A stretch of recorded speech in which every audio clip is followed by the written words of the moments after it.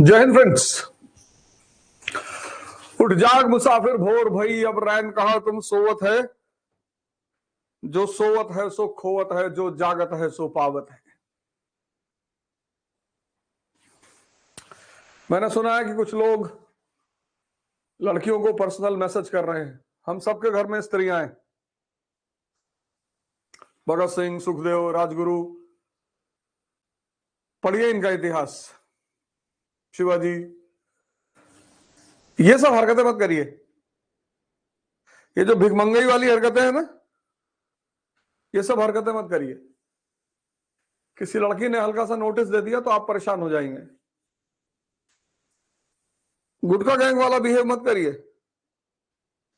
एक शाही जो रवैया है, जो भारतीयता है, भारतीयपन है, वह आपके चरित्र में दिखाई पड़नी चाहिए। कोई स्त्री आपको मैसेज कर रही है, आप देवता हैं। आप उसको कर रहे हैं, आप राक्षस हैं। इस चीज से ऊपर आइए।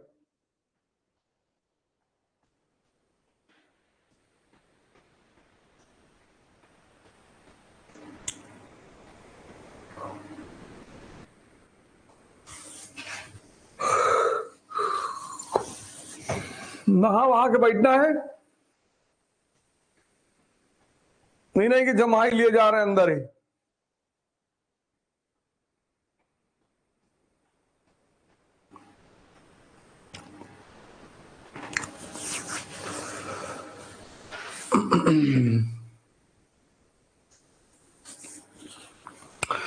टेलीग्राम ग्रुप है, आप सबको लिंक भेज दिया जाएगा। आप सब उसे ज्वाइन करिए, टेलीग्राम ग्रुप को।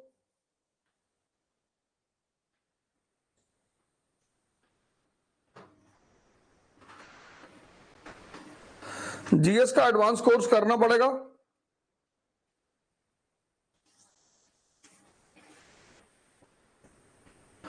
प्रियंका लेट स्टार्ट नहीं हुआ, टेक्निकल कनेक्शंस होती हैं, उनको करना पड़ता है। टीम भी बेचारी परेशान हो जाती है सुबह सुबह आपके चक्कर में। मतलब हमारे चक्कर में टीम को भी सुबह आना पड़ रहा है। जिस देश में लोग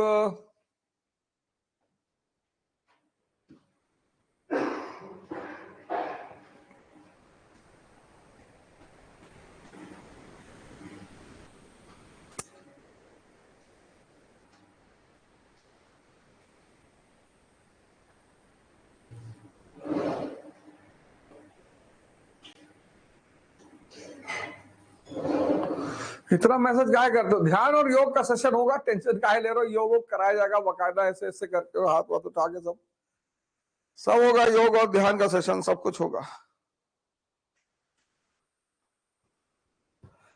आशा करता हूं आप सबको सुबह सुबह का उत्साह, उमंग।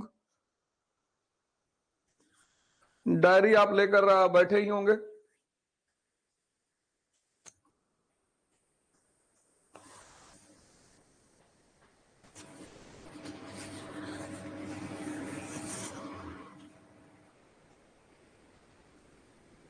अरे कह रहे हिस्ट्री ऑप्शनल के लिए एनसीईआरटी इनफ है? हैं? सिर्फ नमक खा के पेट भर लोगे? दाल चावल रोटी सब्जी। एनसीईआरटी एक बहुत प्यारी चीज है जो आपको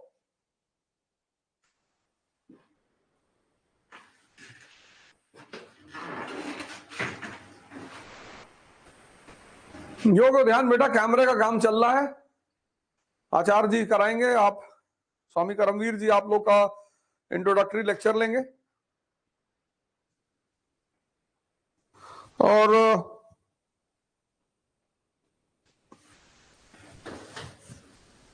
हाँ, मॉडर्न हिस्ट्री की पीडीएफ मिलेगी।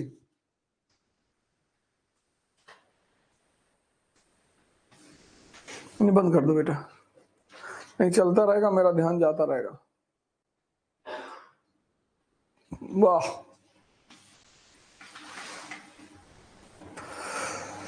1707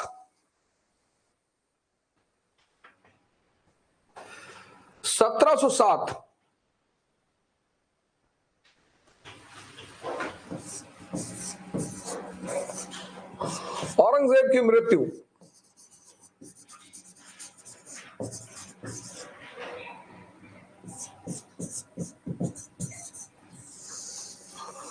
सत्रह सौ सात औरंगजेब की मृत्यु। एकता और स्थिरता हिल गई, प्रशासन दुरुस्त, फौज ताकतवर और मुल्क में इज्जत। ये सब हम पिछली बार पढ़ चुके हैं। एकता और स्थिरता को झटका, यूनिटी एंड स्टेबिलिटी को झटका, लेकिन फिर भी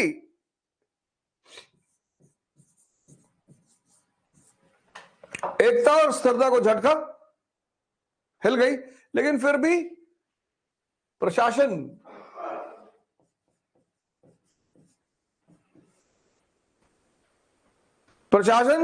मजबूत, स्ट्रांग, प्रशासन व्यवस्थित, आर्मी स्ट्रांग,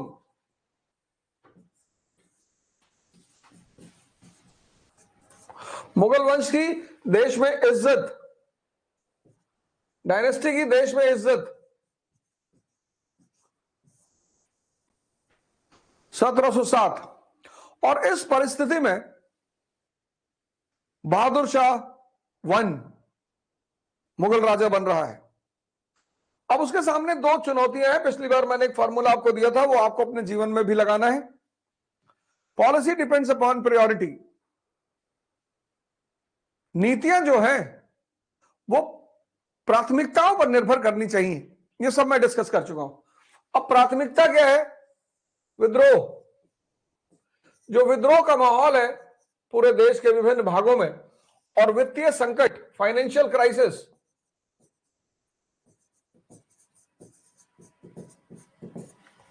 उससे निपटना है। तो अब इस आदमी ने क्या किया? हिंदू सरदार राजपूतों के प्रति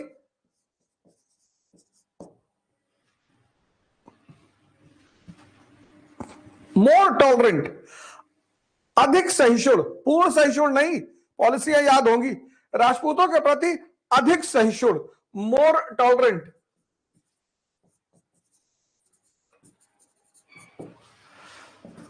Maratha half hearted conciliation, half hearted, ऊपरी तौर पर मेल मिलाप, half hearted conciliation. Sikh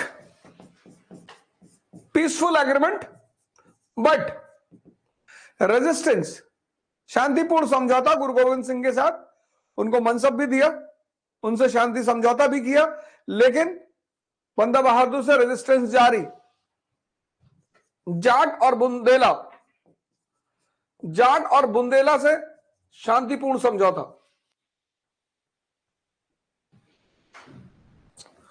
more tolerant, half hearted, सिखों से रेजिस्टेंस जारी, यानी इस समस्या का वो पूर्ण रूपेण समाधान नहीं कर पाया।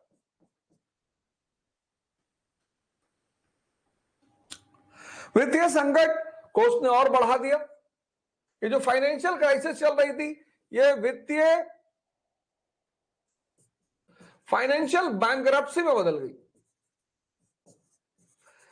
इसकी एक टाइटल थी, शाहे बेखबर, फाइनेंशियल बैंकरप्सी, वित्तीय दिवालियापन।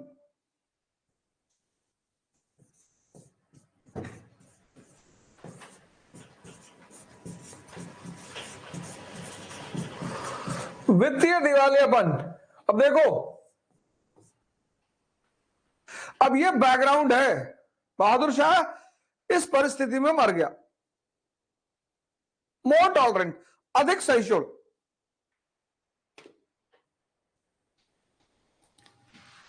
राजपूतों से कोई अस्थायी समझौता नहीं हो पाया।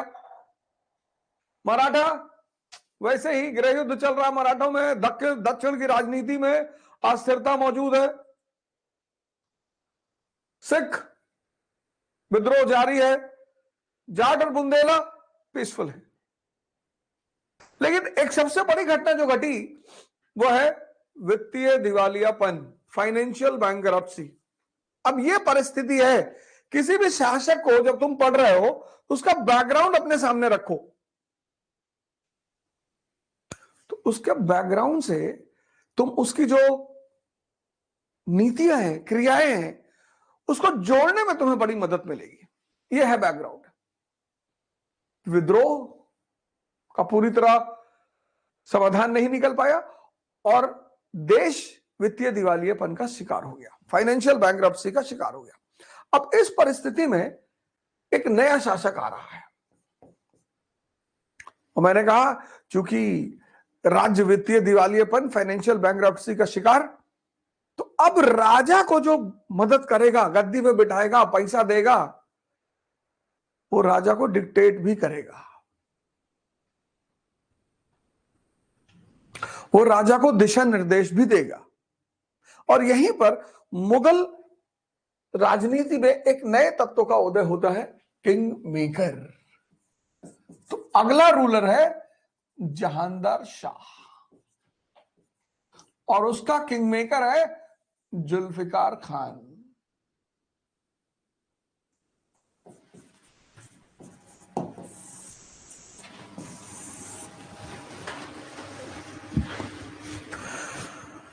विद्रोहों का अस्थायी समाधान नहीं और वित्तीय दिवालियापन, इस परिस्थिति में यह व्यक्ति गद्दी पर बैठ रहा है। अब पिछली बार मैंने आपसे कहा क्लास में कि किंगमेकर कभी भी, जो किंगमेकर होगा वो कभी किसी मजबूत आदमी को किंग नहीं बनाएगा। किंगमेकर को ही उठा के पलट दिया तो मेडिवल इंडिया में हम पढ़ेंगे कि जब 40वां किंगमेकर बनती है तो एक बहुत ही कमजोर लाइन राजाओं की गुजर रही है, मसूद शाह, नसरुद्दीन महमूद। जैसे घर के मामलों में कोई बाहरी दखलंदाजी बढ़ जाए तो घर कमजोर होने लगता है,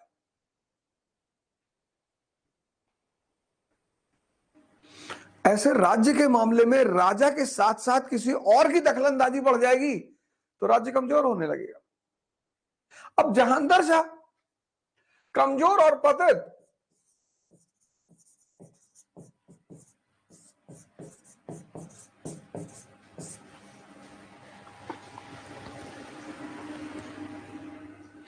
कमजोर और पतित, सद्व्यवहार, बड़प्पन और शिष्टाचार की कमी, ये सारे एनसीईआरटी की लाइन है। सद्व्यवहार, बड़प्पन और शिष्टाचार की कमी।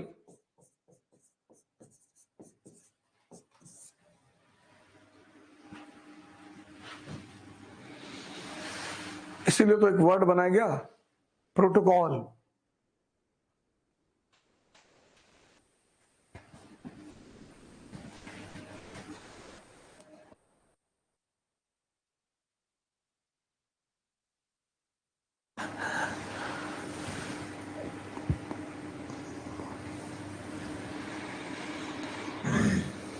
जहांगीर शाह कमजोर और पतित, सद्व्यवहार, बड़प्पन और शिष्टाचार की कमी।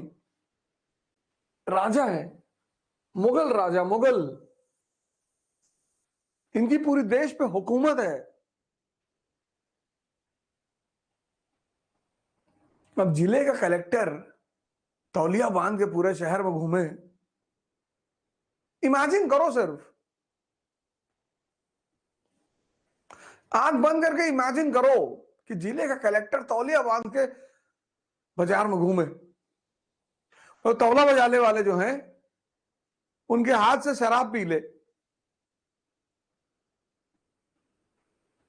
राजा का एक ऑरा है, जैसे भगवान का एक ऑरा है, पद का एक ऑरा है, व्यक्तित्व का एक ऑरा है। जैसे आपके मन में अगर विवेकानंद का नाम आ रहा है तो एक ऑरे के साथ आ रहा है, आपके मन में अगर डॉक्टर अंबेडकर का नाम आ रहा है तो एक ऑरे के साथ आ रहा है। आप देखो नाम के साथ कैसे ऑरा जुड़ा होता है। कुछ आपके मन में नाम आएंगे जिनके आते ही आपको हंसी आ जाएगी। से जॉनी लीवर साहब हैं, बड़े अच्छे कलाकार हैं, बहुत इज्जत करता हूं मैं उनकी, बहुत। बॉलीवुड में एक आदमी है जिसकी मैं बहुत इज्जत करता हूं, वह है जॉनी लीवर साहब। मैं देखता हूं कि उनके व्यक्तित्व में ही हंसी है, मतलब वो बंदा सिर्फ आगे खड़ा हो जाता है तो लोग हंसने लगते हैं, और एक्टिंग का तो कोई जवाब नहीं। और इस दुनिया में महान वो है जो लोगों को हंसा दे, क्योंकि रुलाने वाली तो पूरी दुनिया है।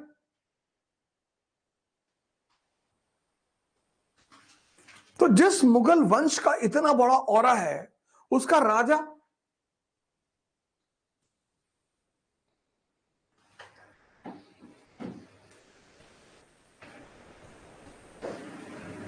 लेकिन इसके आड़ में जो आदमी सत्ता का केंद्र था वो था जुल्फिकार खान। इस आदमी ने फाइनेंस किया, इस आदमी ने जहांगीर शाह को गद्दी पर बिठाया।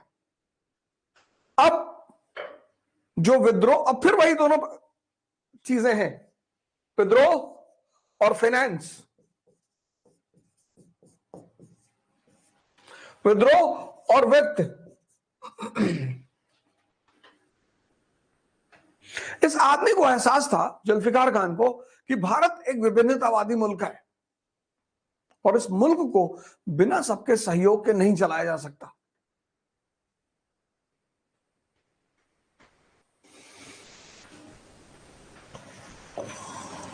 तो विद्रोह के लेवल पे इसने क्या किया, विद्रोह से निपटने के लिए इसने बहुत ही अच्छा कदम उठाया, बहुत अच्छा। राजनीतिक समन्वय स्थापित करने के प्रयास में इसने औरंगजेब की जो कुछ नीतियां थी, जिसने उठापटक मचा रखी थी राज्य में, समाज में, उसको खत्म कर दिया। सबसे पहला काम इसने किया, जजिया को खत्म कर दिया।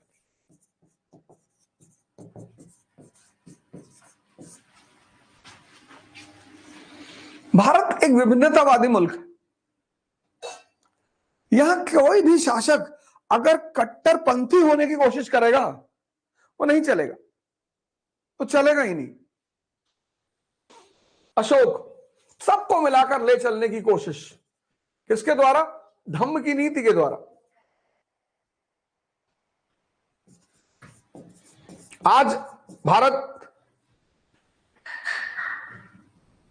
में तनाव है, हिंदू, मुसलमान, सिख, ईसाई, इनके बीच तनाव है। अशोक के समय बौद्ध, जैन, ब्राह्मण, इनके बीच तनाव था, वो बौद्ध धम्म की नीति लेकर आया। अशोक को समझ है कि विभिन्नतावादी भारत को एकता के सूत्र में बांधना ही पड़ेगा। अकबर तौहीद इलाही, जिसको दीन इलाही भी कहा गया, उसका सहारा लिया।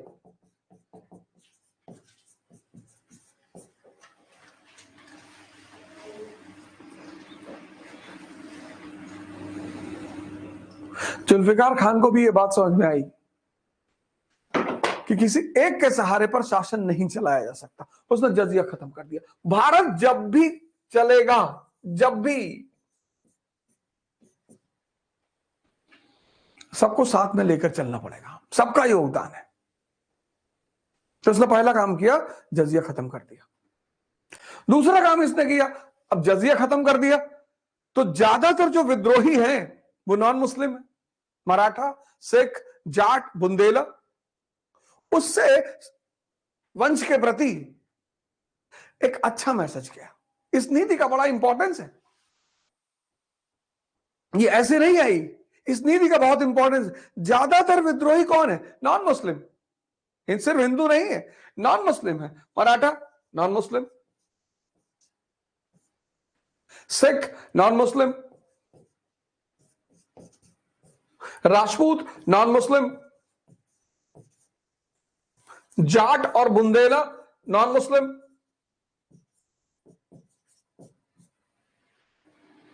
ये सब आप भी बनाते हुए चलिए, किसी नीति का कनेक्शन देखिए। जजिया खत्म कर दिया। एक अच्छा मैसेज गया कि राजा उदारवादी है, राजा समझदार है, राजा हम सबको अपना मान रहा है।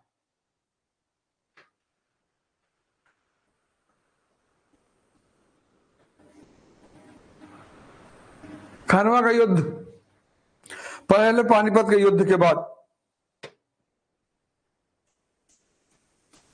अफगान सैनिकों ने युद्ध से मना कर दिया कि हम वापस जा रहे हैं, अब नहीं लड़ेंगे।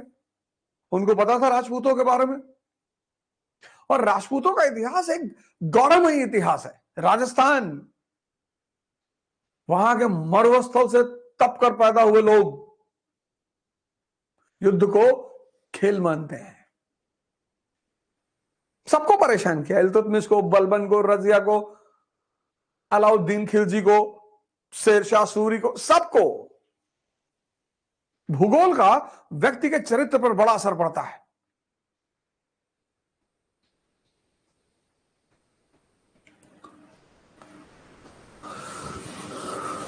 अफगानियों ने कहा वापस जा रहे हैं।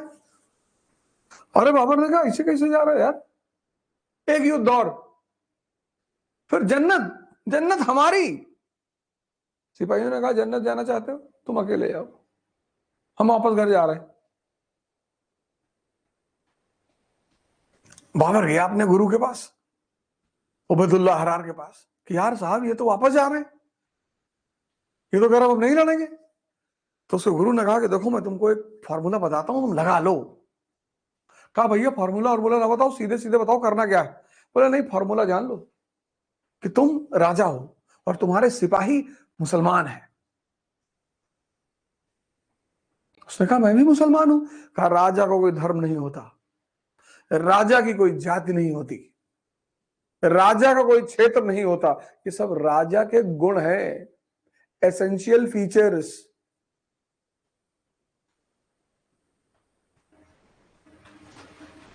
आज बाहर देखो समाज में क्या हालत है।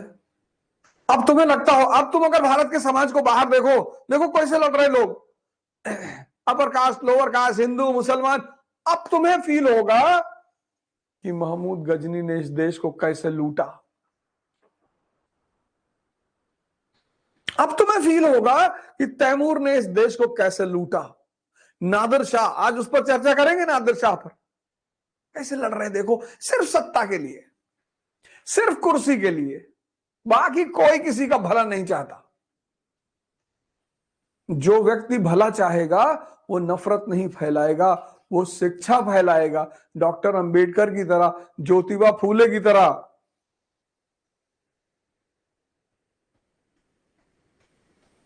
जो व्यक्ति भला चाहेगा ना, भला, वो नफरत कभी नहीं फैलाएगा। हमसे क्या मतलब, पड़ोसी से तुम पढ़ो यार। लेकिन 2024 का चुनाव है,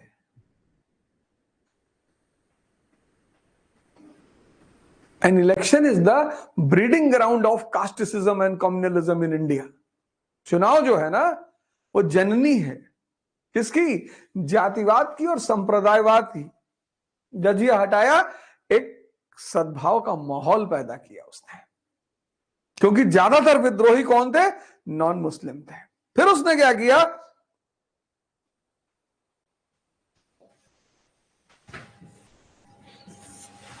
राजपूत, अब दो प्रमुख घराने, आमेर और जोधपुर, मारवाड़,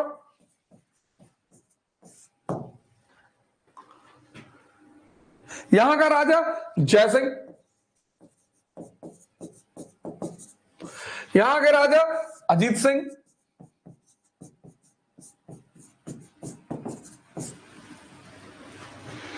उपाधि दी इनको किस चीज की, सवाई जयसिंह, सवा शेर, सवाई जयसिंह। सिर्फ उपाधि नहीं दी, मालवा की सूबेदारी भी दी। सिर्फ आई लव यू ही नहीं कहा, हीरे की अंगूठी भी पहनाया। शब्द जब संपत्ति से मिल जाते हैं तो भाव और मजबूत हो जाता है। अगर तुम अपनी गर्लफ्रेंड को या अपनी पत्नी को दिन में 4 बार आई लव यू कह रहे हो और कहते ही जा रहे हो डेली, तो एक दिन ऐसा हो सकता है कि तुमको मारे भी।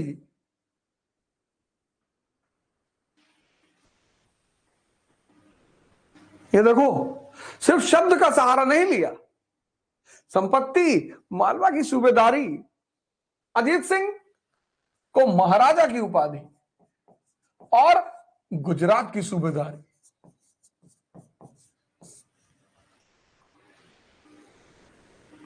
जुल्फिकार खान, एक पॉजिटिव माहौल बनाया देश में और फिर राजपूतों से सुदृढ़ संबंध,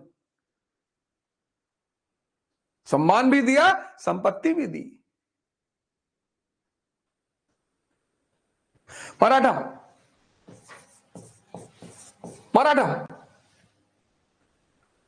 अब रस्सी जल जाती है लेकिन बल ऐठन तो वैसे ही बनी रहती और बनी भी रहनी चाहिए।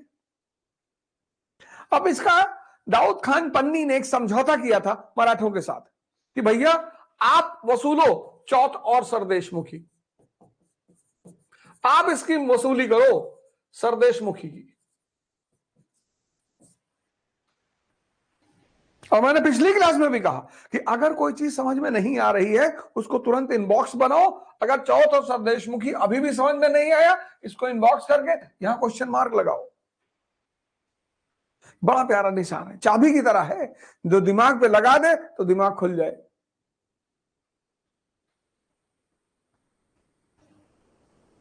तो दाऊद खान पन्नी ने एक समझौता किया था दक्षिण में, दक्कन में, कि चौथ और सरदेशमुखी कलेक्ट कौन करेगा, जमा कौन करेगा, मुगल अधिकारी।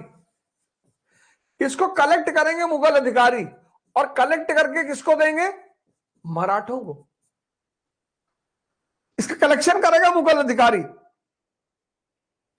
कि भैया कम से कम ऊपर से तो इज्जत बनी रहने दो कि हम ही लोग बॉस हैं। तो 14 सरदेशमुखी की जो कलेक्शन है वो करेंगे मुगल अधिकारी और कलेक्शन करने के बाद वो देंगे मराठों को। सिख, जाट और बुंदेला के साथ मेल मिलाप की नीति।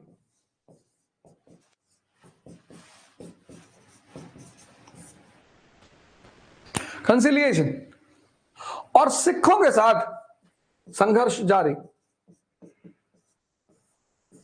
सिखों के साथ संघर्ष जारी। यह रही विद्रोह की स्थिति। राजपूतों के साथ सुदृढ़ संबंध,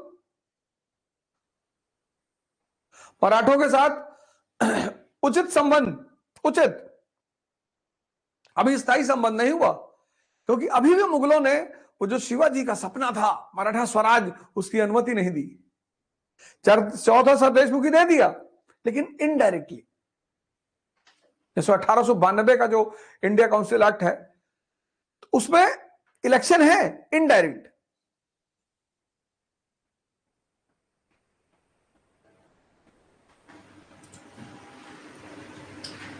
तो सुदृढ़ संबंध, उचित संबंध, अच्छे संबंध और तनाव जारी।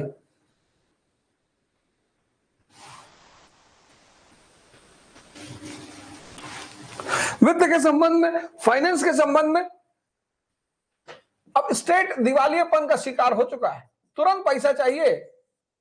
स्टेट क्या हो चुका है, बैंकरप्ट।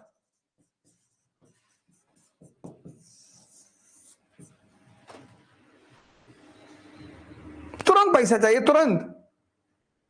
और तुरंत पैसा कौन देगा, महाजन, ठेकेदार। तो इसने कृषि में एक कुप्रथा शुरू कर दी, बड़ी खतरनाक सी कुप्रथा, इजारेदारी। लगान की वसूली कौन करेगा, ठेकेदार करेंगे। Tax will be collected by contractors.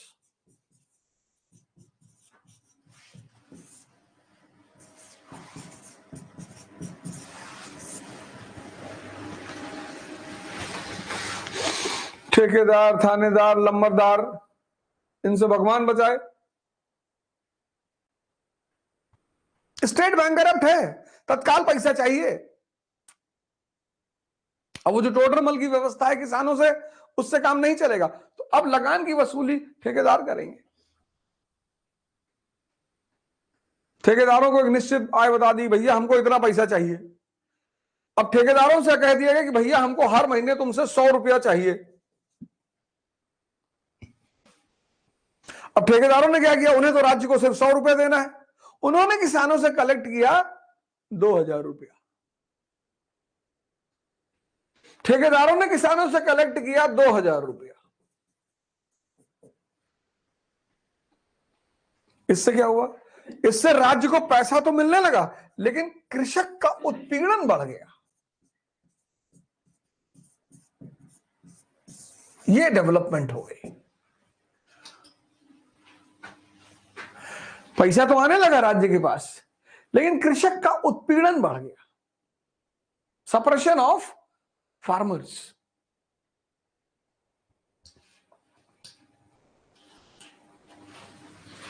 जब आप कभी कभी फंसे होते हो और इमीडिएट सॉल्यूशन निकालने की कोशिश करते हो, यह इमीडिएट सॉल्यूशन निकालने का दुष्परिणाम, शॉर्टकट निकालने की कोशिश करते हो, जल्दी भागने की कोशिश करते हो।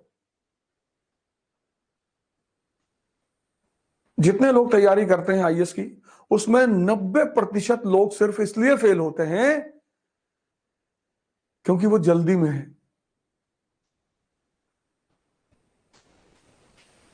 आईएएस की तैयारी 2 साल की तैयारी है, 1 साल की सिर्फ कोचिंग है।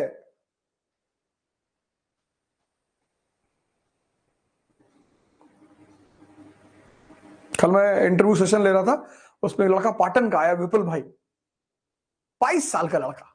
मैंने कब तैयारी शुरू की है? कहा सर 18 साल से। 18 साल की उम्र से मैंने पढ़ना शुरू कर दिया था। भगवान करे उसका इस बार सिलेक्शन हो जाए। विपुल भाई पाटन से, नाम लिख लेना, हो सकता है सिलेक्शन हो जाए उसका। 22 साल का। उसने कहा सर 18 साल से तैयारी शुरू कर दिया था।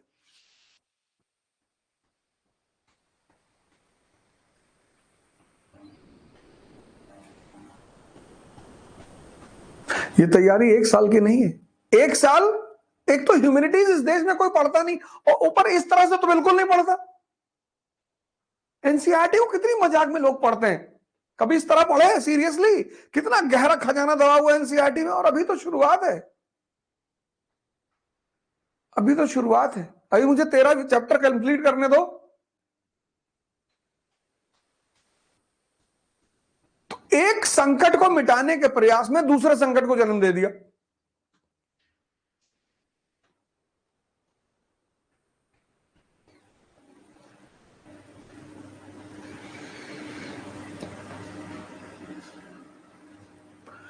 कृषक उत्पीड़न, सप्रेशन ऑफ फार्मर्स।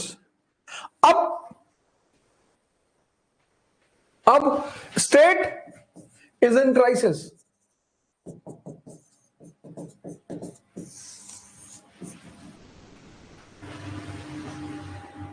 राज्य संकट में है। विद्रोहों का पूर्णतः समाधान अभी नहीं हुआ। सिखों के साथ मामला चल ही रहा है, मराठों के साथ पूर्णतः समझौता नहीं हो पाया। अब देखो परिस्थिति, तो अभी भी जो विद्रोह की स्थिति है उसका पूर्ण समाधान नहीं, कंप्लीट सॉल्यूशन नहीं हो पाया। परिस्थिति देखो तुम, कंप्लीट सॉल्यूशन नहीं हो पाया। ठीक है, थोड़ा बहुत मामला संभाल लिया गया है, लेकिन विद्रोह की स्थिति का पूरा सॉल्यूशन नहीं हो पाया। प्लस एक नया संकट, वित्त संभालने के चक्कर में इजारेदारी, कृषक उत्पीड़न।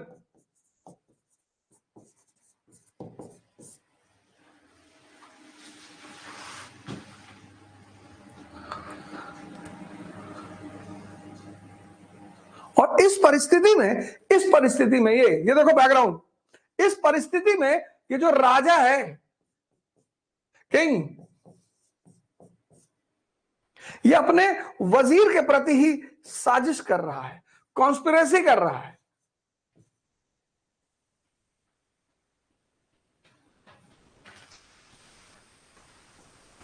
देखो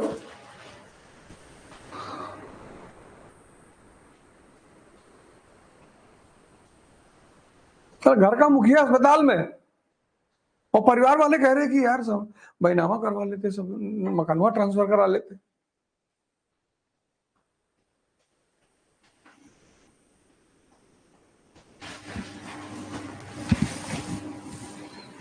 देखो स्थिति, राज्य संकट में है और राजा पतित है ना, कमजोर है,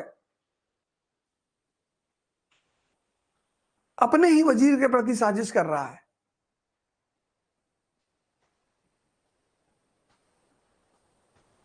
इसीलिए मैं बार बार कहता हूं एक बात पर, देखो बड़े घर में पैदा होने से भी कुछ भी नहीं होता।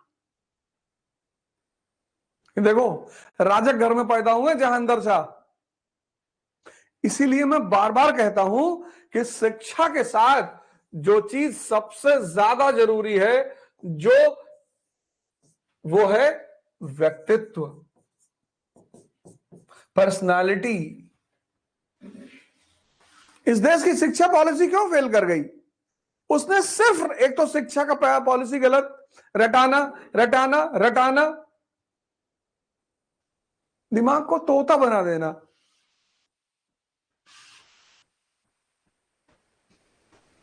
इसलिए तोता शब्द निगेटिव सेंस में इस्तेमाल किया जाता है कि तोता हो गया, क्योंकि तोता चाहे जितनी कुरान की आयत पढ़ ले और चाहे जितना संस्कृत का श्लोक पढ़ ले, बुद्ध नहीं हो सकता। तो इस देश में शिक्षा के नाम पे हुआ तोताइजेशन। यहां चतुर्लिंगम जैसी कम्युनिटी पैदा हो गई कि ये हमारा वीसी, इसने बलात्कार पे बलात्कार किया है। वो दुबे कहता है ना चपरासी कि मैं आपको इन शब्दों के मतलब, कहता शब्द नहीं जानना दुबे जी, जानना ही नहीं, समझना ही नहीं। सहस्त्र वीरू सहस्त्र बुद्धि, जिसके दिमाग में हजारों बुद्धि जैसी क्षमताएं हो। नाम देखो कैरेक्टर का 3 इडियट में, वीरू सहस्त्र बुद्धि। तो भीम में सहस्त्र हाथियों, हजारों हाथियों जैसा बल था, ऐसे वीरू सहस्त्र बुद्धि में हजारों विद्वानों का दिमाग था। लेकिन कंपटीशन किससे कर रहा है? अपने स्टूडेंट से। इस बुद्धि का क्या करोगे? क्या नाम, उस मूवी को देखो, बड़ी प्यारी मूवी। अपने स्टूडेंट को नीचे दिखाना चाहता है, अपने स्टूडेंट को हराना चाहता है। कोई माँ बाप, कोई शिक्षक अपने स्टूडेंट को हराना चाहेगा? और आमिर खान का नाम क्या? रणछोड़ दास कृष्ण, जिसकी समझ की क्षमता बहुत हाई है।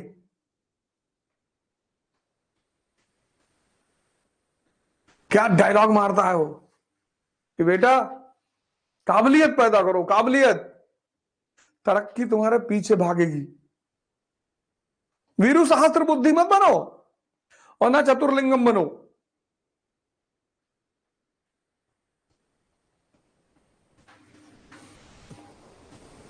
राजा है जहांदर शाह, तबला बजाने वाले, नाचने वाले, उनसे कह रहे खैनी बना लो, थोड़ा हम भी खा ले। तौलिया पहन के दरबार में आ जा रहे हैं। जो शिक्षा व्यक्तित्व का निर्माण ना करे, जो शिक्षा समझ का निर्माण ना करे, वो शिक्षा रोबोट भी नहीं बना सकती। रोबोट मूवी देखे हो ना, कितनी काबिल आदमी है, काबिल मशीन है।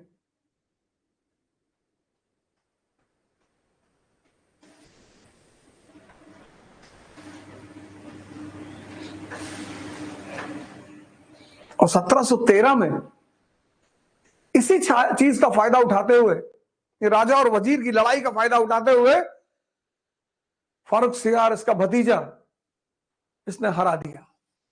जहांदर शाह और जुल्फिकार खान का अंत, और इन दोनों के पश्चात एक नया आदमी गद्दी पर बैठा, फारूक सियार।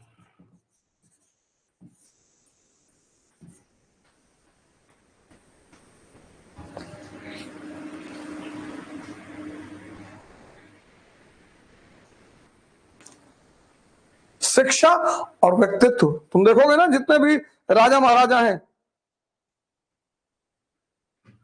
देखो हमारे माननीय प्रधानमंत्री जी हैं, कहते हैं सुबह 3 बजे उठते हैं। सुबह उठने का एक अपना महत्व है, शांति। हर धर्म में सुबह पूजा करने की बात कही गई, ध्यान करने की बात कही गई, साधना करने की बात कही गई। तो औरंगजेब से जो धारा चली, औरंगजेब के बाद जो कहानी हुई, तो बहादुर शाह किसी स्थायी समाधान तक नहीं पहुंच सका और मर गया। जहांगीर शाह के समय संकट बरकरार।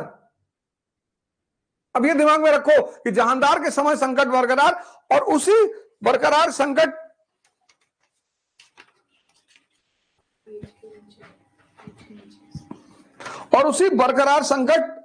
के सामने एक नया शासक फारूक सियार। अब इस फारूक सियार को सत्ता में कौन लाया? सैयद बंधु, सैयद ब्रदर्स।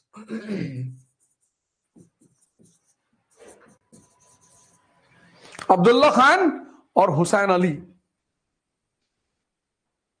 अब्दुल्ला खान को इसने बनाया वजीर और हुसैन अली को बनाया मीर बख्शी। इन दो भाइयों का बड़ा नाम है, टेटर मुगल के इतिहास में इन दोनों भाइयों का बड़ा नाम है। फारूक सियार को सत्ता में लाए सैयद ब्रदर्स, अब्दुल्ला खान और मीर बख्शी, अब्दुल्ला खान और हुसैन अली। अब फारूक सियार पर नजर डालें कि ये साहब का क्या हाल है। फारूक सियार कायर, क्रूर,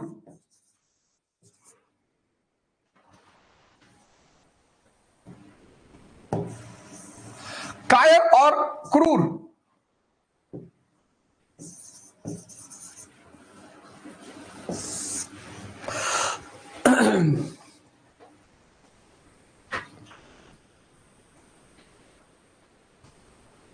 कायर, क्रूर, अविश्वासी,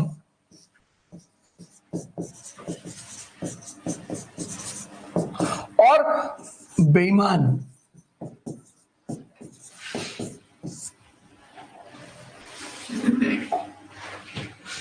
राजा बेईमान नहीं होता।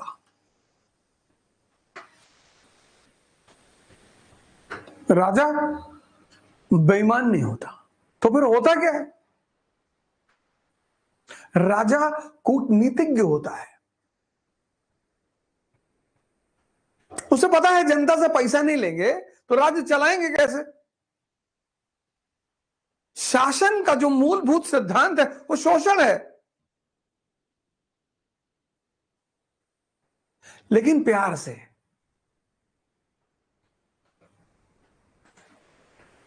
बेईमान एक अलग शब्द है।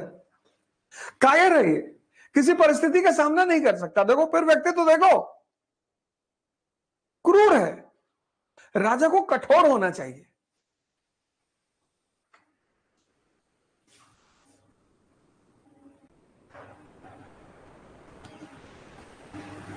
अविश्वासी, भरोसा ही नहीं किसी पे, और बेईमान। लेकिन सत्ता का सारा केंद्र किसके हाथ में? सैयद बंधुओं के हाथ में, सैयद ब्रदर्स। और सैयद ब्रदर्स को पता है कि संकट बरकरार। कौन सा संकट? फाइनेंस संकट बरकरार।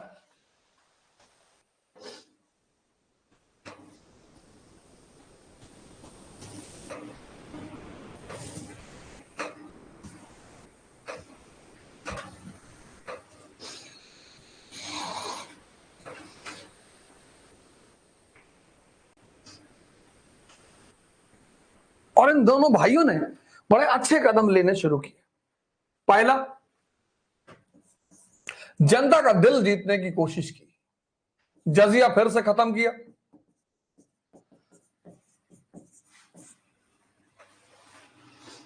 बड़े सारे भाई हमारा बड़ा कंफ्यूज हो गए, जजिया तो पहले भी खत्म हो चुका है। राजशाही में और संसदीय प्रणाली में एक फर्क है। यहां गवर्नमेंट स्थायी है, भारत सरकार स्थायी है, प्रधानमंत्री बदलते रहते हैं। इसलिए भारत सरकार के नाम पे जो डिसीजन हो गया वो अगले प्रधानमंत्री को भी सम्मान करना है। समझिएगा इस बात को। आप लोग बहुत कंफ्यूज हो जाते हैं। संसदीय प्रणाली, आधुनिक जो व्यवस्था है, राज व्यवस्था है, उसमें संसदीय प्रणाली जो है वो भारत सरकार की प्रतिनिधि है। जैसे तुम करेंसी देखो, 500 रुपए का नोट, मैं धारक को 500 रुपए अदा करने का वचन देता हूं, किसका सिग्नेचर है? आरबीआई के गवर्नर का।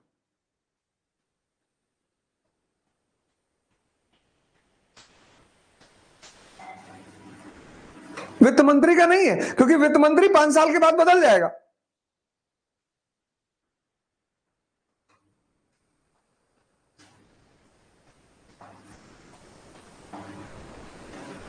लेकिन मोनार्की में राजा संप्रभु है। एक राजा ने कोई डिसीजन लिया, अगला राजा आया, उसने कहा बदल दो, ये नहीं चलेगा। इसलिए जो राजा बनता था उसे फिर अपने नीतियों की घोषणा करनी पड़ती थी। जजिया का अंत कर दिया। सिर्फ जजिया का अंत नहीं किया, पिलग्रिम टैक्स, सिर्फ जजिया का अंत नहीं किया, पिलग्रिम,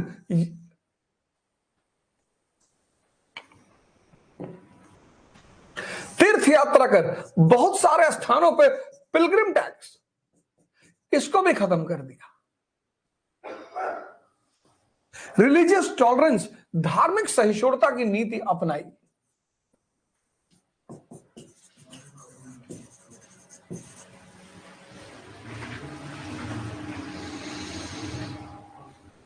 धर्म अगर लड़ाई का मुद्दा बन जाए तो समझ लो सॉफ्टवेयर खत्म है।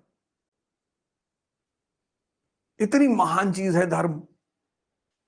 अभी आऊंगा चैप्टर नंबर 5 रिलीजियस रिफॉर्म्स, तब वहां चर्चा करूंगा धर्म के बारे में।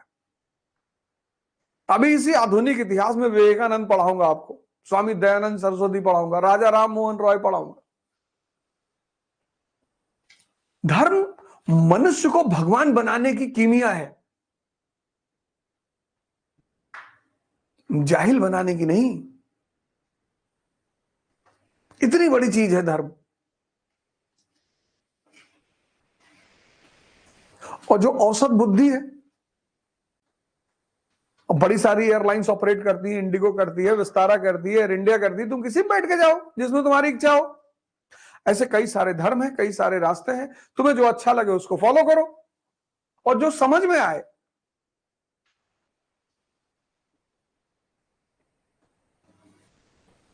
देखो सुबह उठे हो, कितनी अंदर से खुशी हो रही होगी।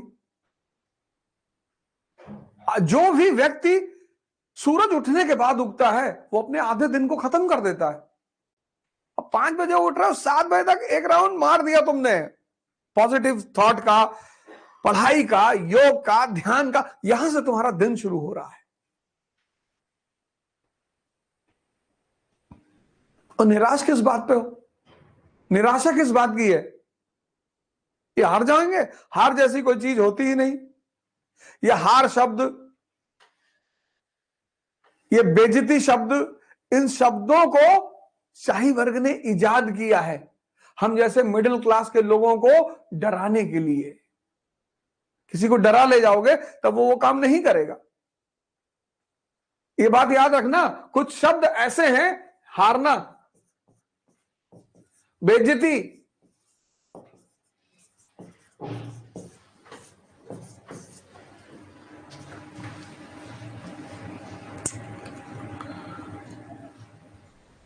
ये ऐसे शब्द हैं जिनको बड़बोलापन,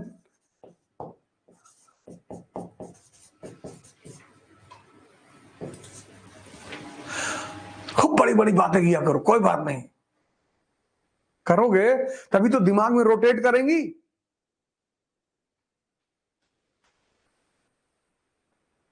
ये शब्द शाही वर्ग ने इजाद किया है।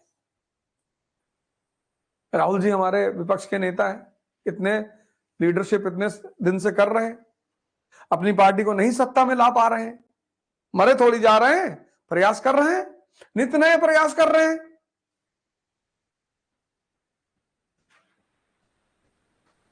कभी कभी खुद ही को कुछ ना कुछ बोल देते हैं, कह देते हैं संसद में कि हाँ मैं पप्पू हूं। ये सारे शब्द इजाद किए शाही वर्ग ने, हमको तुमको रेस से बाहर रखने के लिए, डिप्रेस करने के लिए।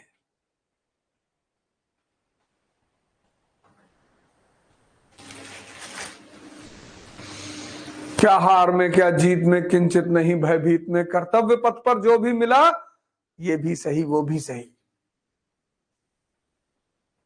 कोई हार वार नहीं होती। जीवन में सिर्फ एक आज का दिन, आज का दिन तुम्हारा बहुत अच्छा जाना चाहिए। तुम्हारी प्रायोरिटी छोटी सी बनाओ, बहुत बड़े बड़े मन का काम है बड़ा बनाकर उसको कर ही ना पाना। योग शुरू किए पहले दिन 3 घंटे कपालभाति कर दिए, किडनी पलट गई, आईसीयू में भर्ती कि ओझा सर कहे थे कपालभाति करने से दिमाग बहुत बढ़ता है। शुरुआत धीरे करो, लेकिन मन कहता बड़ा। और तुम सुबह उठते हो तो मन क्या कहता है, यार 13 घंटा पढ़ेंगे, और पढ़ता है 2 घंटा, वो भी रो गा के, चाय वाय बना के कि बहुत मन बोझिल है। वो गर्लफ्रेंड के साथ पार्क में बैठा है 14 घंटा, वहां बोर नहीं होता। वहां तो मनाता है कि भगवान रात ना होती तो बड़ा मजा आता। तुम अपने, ये मन तुम्हारा तुमको बेवकूफ बनाता, तुम्हें दिखाई नहीं पड़ता।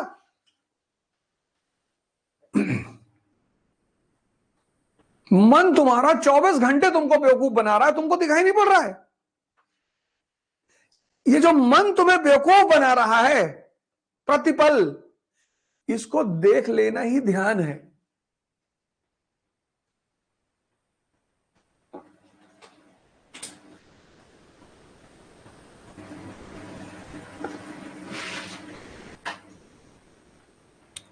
जिन चीजों में तुम कुछ नहीं कर सकते उसके बारे में क्यों सोचते हो। भगवान कृष्ण को पता था कि मम्मी पापा जेल में बंद है, हम अभी ना छुड़ा पाएंगे, तो नाच रहे थे गोकुल में। आपको कहा बहुत बदतमीज लड़का है यार, अम्मा पापा बंद है, नाचा था। स्थिति प्रज्ञ अपने समय में जी रहे हैं। जो अपने इस समय का इस्तेमाल कर लेता है ना, प्रेजेंट का, बस वही महान बनता है।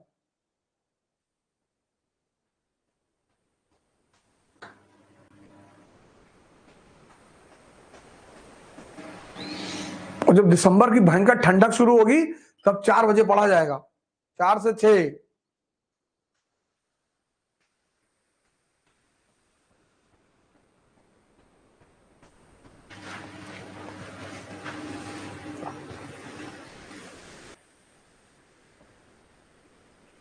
एक बढ़िया माहौल पैदा किया देश में। ये देखो, जजिया हटा दिया, विभिन्नतावादी मुल्क है भारत, बहुत सारे क्षेत्रों में पिलग्रिम टैक्स हटा दिया, एक अच्छा माहौल पैदा किया। सबका साथ सबका विकास के कॉन्सेप्ट पर बल दिया।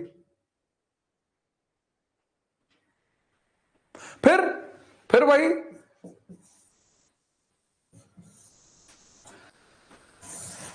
राजपूत, मराठा, सिख, जाट और बुंदेला,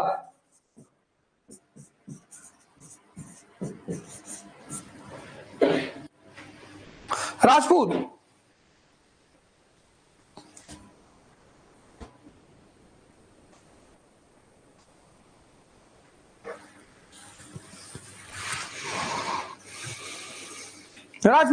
इनको महत्वपूर्ण पद दिए।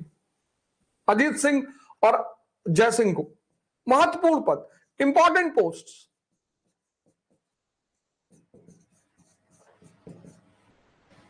किसको? अजीत सिंह और जय सिंह को महत्वपूर्ण पदों पर रखा है।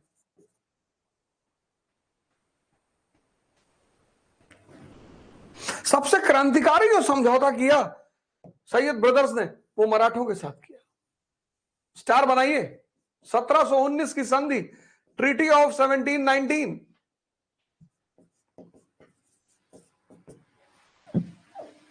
इसको मराठों का मैग्ना कार्टा कहा जाता है। क्या किया? मराठों को उनका स्वराज दे दिया, मराठा स्वराज। वो जो शिवाजी का सपना था उसकी पूर्ति हो गई, मराठा स्वराज। दक्कन के 6 प्रोविंसों की चौथ और देशमुखी,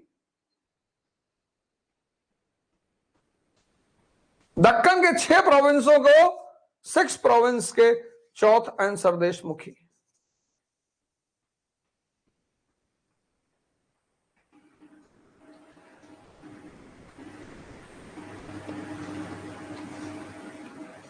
ये बहुत बड़ा समझौता था। इसके बदले में मराठा 15,000 मराठा सैनिक दिल्ली में सैयद ब्रदर का सहयोग करेंगे।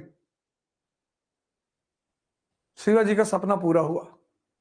मुगल शासन ने मराठा स्वराज्य की अनुमति दे दी। स्थायी समझौता। सिख विद्रोह चलता रहा। बंदा बहादुर का दमन हुआ 1716 में, और पंजाब अस्थिरता का शिकार।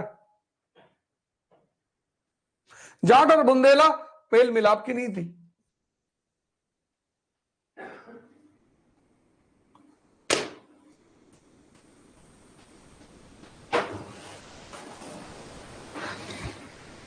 तो एक पॉजिटिव माहौल क्रिएट किया, सद्भाव का माहौल क्रिएट किया।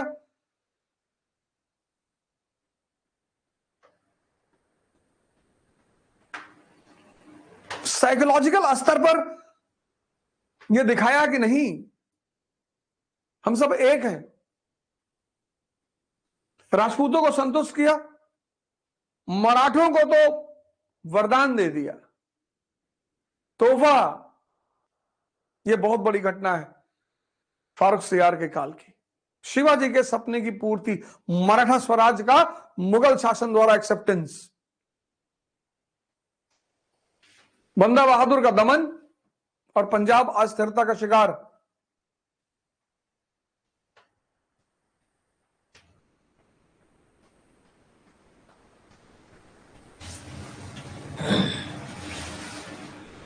और जाट और बुंदेला के साथ मेल मिलाप की नहीं थी। और इस प्रकार सैयद बंधुओं ने अपनी स्थिति को बहुत मजबूत किया। लेकिन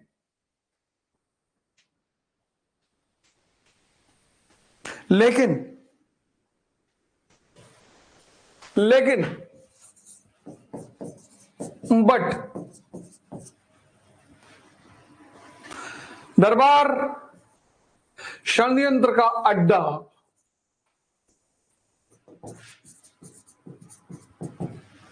court, conspiracies was the permanent feature of the court.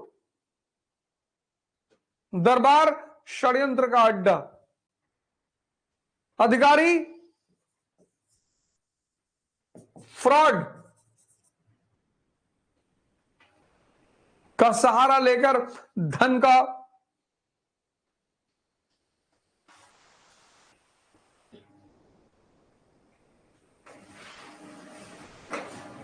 Syed बंधुओं ने स्थिति को संभाला। चौतरफा स्थिति को संभाला विद्रोह के स्तर पर। लेकिन कोर्ट कॉन्स्पिरेसी का अड्डा,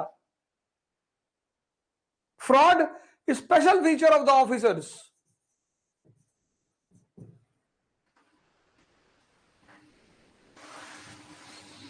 राजा कायर है,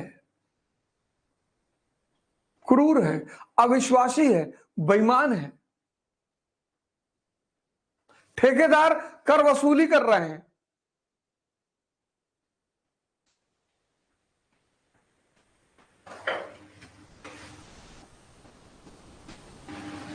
और पैसा कमाने की इतनी होड़ है इस देश में।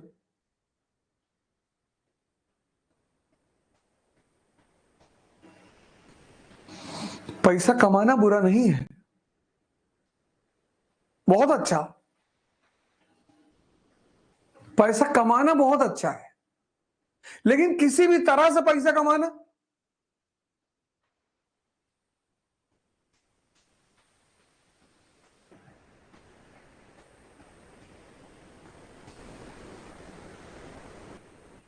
बस पैसा आना चाहिए चाहे जैसे आए।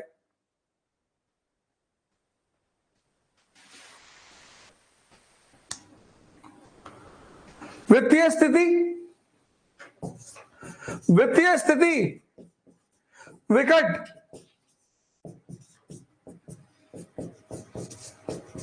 विकट। कर्मचारियों को तनख्वाह ही नहीं मिली, आंतरिक विद्रोह, आंतरिक विद्रोह।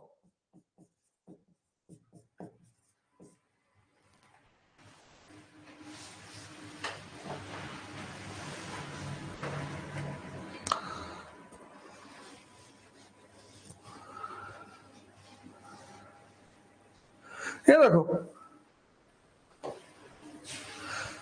राजपूत संतुष्ट, मराठा मस्त, सिख बंदा बहादुर का दमन, उत्तर पश्चिम अस्थिर, जाट और बुंदेलों से दोस्ती। विद्रोह के पैमाने पर चीजें संभल रही हैं, लेकिन दरबार षड्यंत्र का अड्डा। और जिसके घर में मां बाप बुआ चाचा मामा सब बैठ कर दिन भर खुराफात कर रहे हो,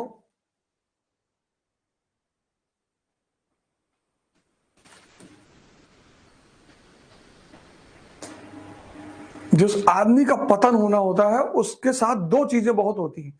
एक तो उसे नींद बहुत आती है और दूसरा वो कलह बहुत करता है। पतन की ये दो निशानियां हैं, एक तो कलह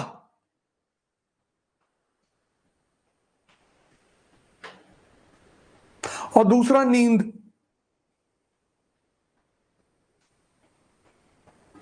दरबार षड्यंत्र का अड्डा, अधिकारी गबन करने वाले, राज्य कमजोर हो रहा है, हो गया है ना, कोई नजर रखने वाला नहीं।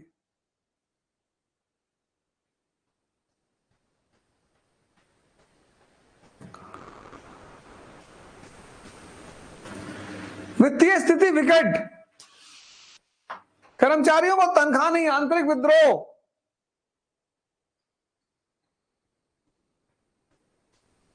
और इस परिस्थिति में फर्रुखसियार और सैयद बंधुओं के बीच टकराव।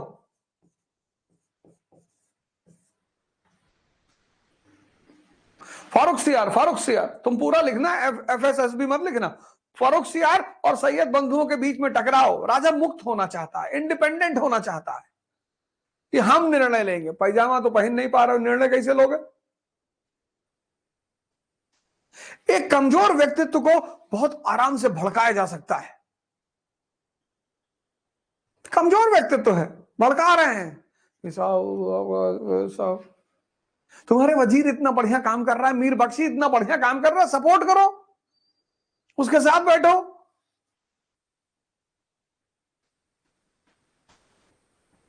पर जब नाश मनुष्य का छाता है, पहले विवेक मर जाता है।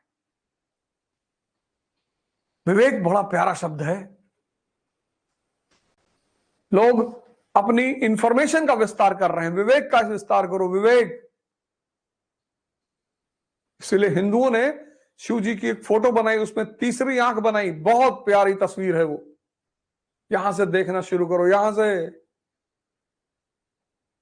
से देखते हो तो तुम्हें लगता है कि धन में बहुत ताकत है, लेकिन वो धनी आदमी स्वामी अड़गड़ानंद जी के आश्रम में 95 साल का वृद्ध संत बरचर के आश्रम में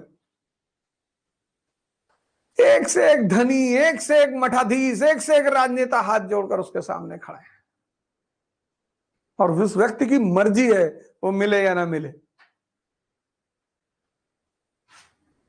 यहां से देखना और यहां से देखना, दोनों में फर्क है।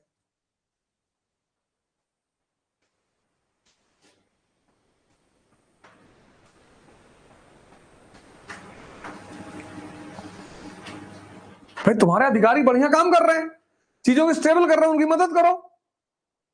तुम दूसरे के भड़काने में आ रहे हो, और कमजोर व्यक्ति हमेशा भड़काने में। तुम्हारा ऑप्शनल सोशियोलॉजी है, किसी ने कहते हो सोशियोलॉजी सिलेक्शन नहीं होता, ये गुड्डू भैया 6 अटेम्प्ट दिए, लो तुम नाच नाच के घूम रहे हो। सिलेक्शन विषयों का नहीं होता, सिलेक्शन प्रतिस्पर्धी का होता है। कमजोर व्यक्ति तो तुरंत अस्थिर हो जाता है, तुरंत। इसीलिए तो मैं बार बार ध्यान करने की बात कहता हूं कि ताकतवर मन,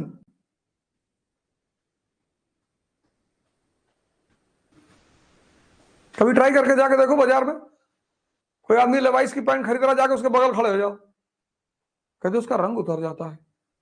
ठीक नहीं है, नहीं लेगा। 99% आदमी नहीं खरीदेगा कि अच्छा भैया।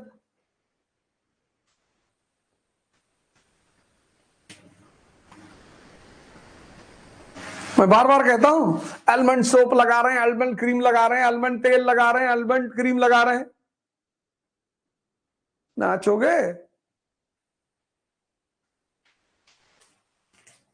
कि शादी है तुम्हारी डेली, और दिमाग खाली पड़ा है, चिल्ला रहा है कि भैया। स्टूडेंट हो, प्रतिस्पर्धी हो, और माँ बाप का पैर छू लेना क्लास खत्म होने के बाद, 4 बजे मत उठाना कि चले गए पैर छूने। कभी कभी अति प्रेम भी खतरनाक हो जाता है। जब माँ बाप उठे तभी उनका पैर छूना, और छूना जरूर। और तुम्हारे साथ नहीं रहते तो उनको फोन करो, और देखो 1 महीने में तुम्हारे व्यक्तित्व में कितना बदलाव आता है। आशीर्वाद का खेल देखो।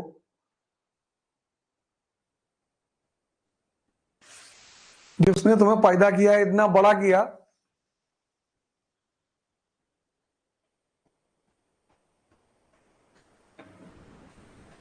ये फारूक सियार और सैयद ब्रदर के बीच टकराव, परिस्थितियां देखो।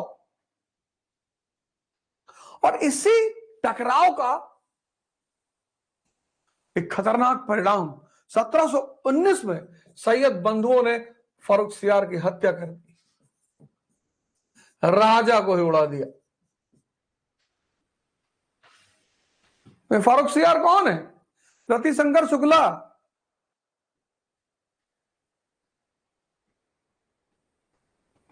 गुड्डू पंडित और बबलू पंडित जब जान रहे हो कि दोनों खतरनाक हैं, इमीडिएट डिसीजन, और वो गुड्डू पंडित तो डिस्टर्ब है,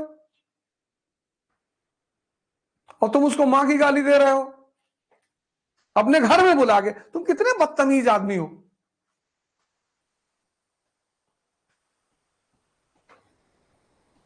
वो सब ठोक दिए उठा के। 1719 में मुगल राजा की हत्या,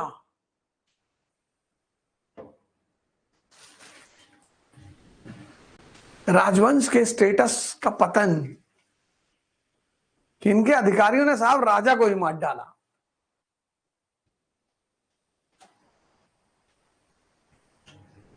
कितनी बड़ी घटना है। अभी तक क्या चल रहा था? विद्रोह की स्थिति थी, वित्तीय संकट था, एक नई घटना घट गई, राजा की स्थिति का पतन, कि अब गुड्डू मार देश।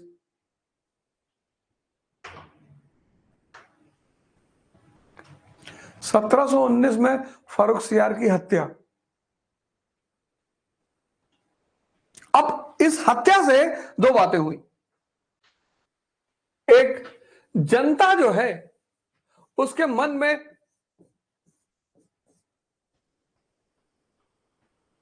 आक्रोश पैदा हुआ। सैयद बंधुओं को नमक हराम कहा गया, और सामंत जो थे, नोबल्स, वो सस्पिशियस हो गए, संदेह वाले हो गए, यार ये तो खतरनाक है। तो जनता आक्रोशित और सामंत संदेह में, नोबल संदेह में।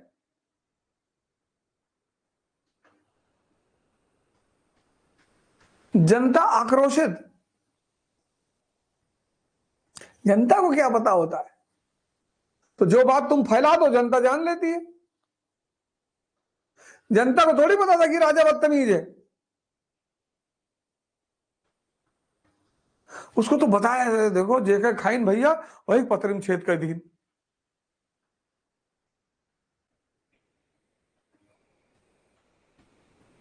जनता आक्रोशित और नोबल संदेह,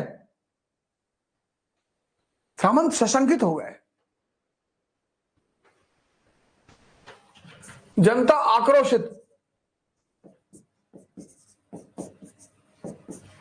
और सामंत संदेह में। और इस परिस्थिति का फायदा उठाया सामंत संदेह में।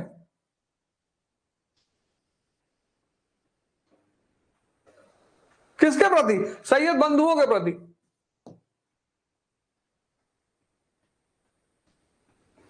और इस परिस्थिति में जब जनता आक्रोशित और सामंत संदेह, इस परिस्थिति में जो विरोधी गुट था, सैयद बंधु का विरोधी गुट, उसको बड़ा फायदा मिला।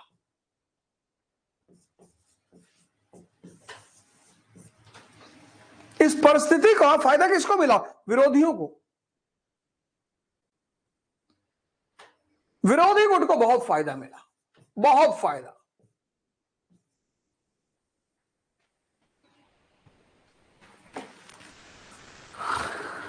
फारूक सियार की जो हत्या हुई, उससे विरोधी गुट, कौन है विरोधी गुट में? निजामुल मुल्क,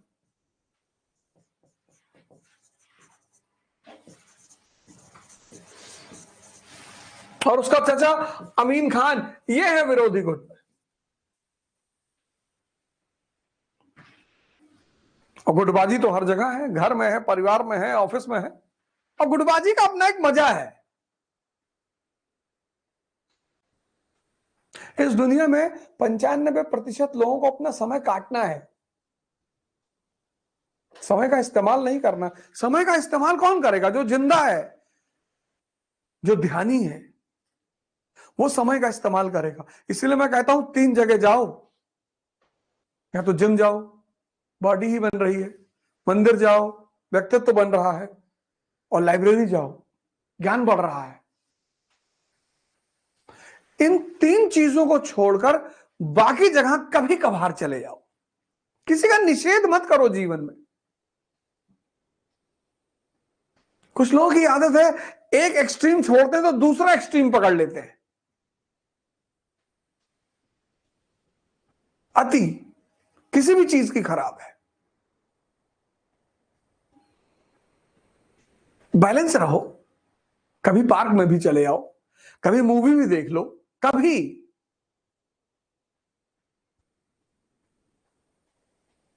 मन कर रहा है 2 घंटा क्रिकेट खेल लो, बैडमिंटन खेल लो।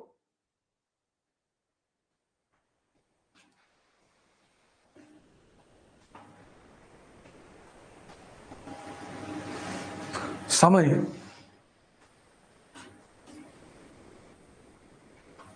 जो सामान्य दिमाग है, ना तो वो पैसे का इस्तेमाल कर पाते हैं और ना समय का इस्तेमाल कर पाते हैं। जब पैसा नहीं है तो समय का सदुपयोग करो, समय तुम्हें पैसा दिलाएगा।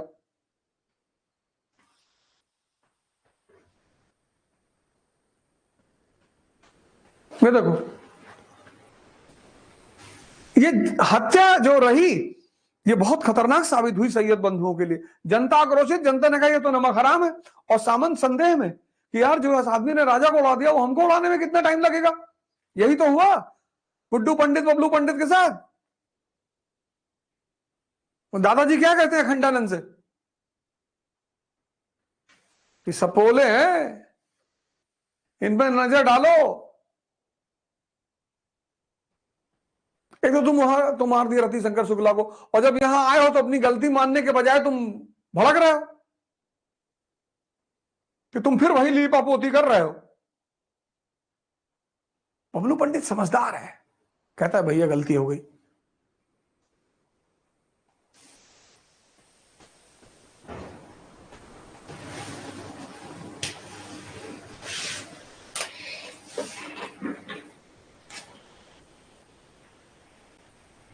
विरोधी गुट को बहुत ताकत मिली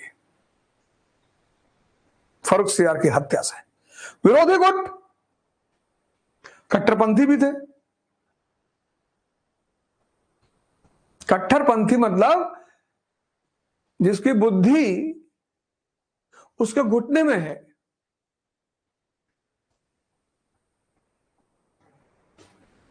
यह होता कट्टरपंथी का मतलब कि जिसकी बुद्धि बाने का भूल गया यहां लगाना, नीचे लगा दिया।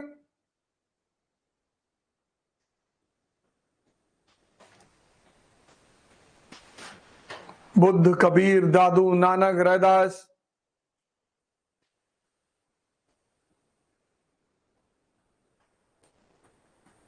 हमारा रिलीजन ऐसा भैया, हमारे रिलीजन में ऐसा होता है। तुम्हारा रिलीजन तो बहुत अच्छा है, तुम ही जाहिल हो।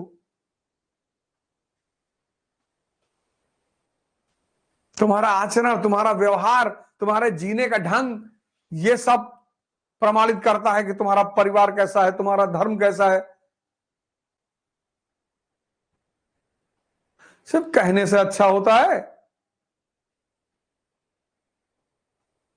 कट्टरपंथियों का एक गुट इनसे बहुत नाराज था कि यार हिंदुओं को छूट दे रहे हो तुम। तो कट्टरपंथियों का गुट पहले से ही नाराज था और उसके साथ साथ जनता आक्रोशित हो गई, सामंत संदेह में आ गए। बस विरोधी और मजबूत होते चले गए, और जब विरोधी और मजबूत होते चले गए, हुसैन अली को धोखे से मार दिया। मीर बख्शी जो था, जिसके हाथ में सेना की कमांड थी, मीर बख्शी, उसको धोखे से मार दिया। और जब आपने कमांडर को मार दिया तो अब्दुल्ला खान को मारने में कितना टाइम लगेगा?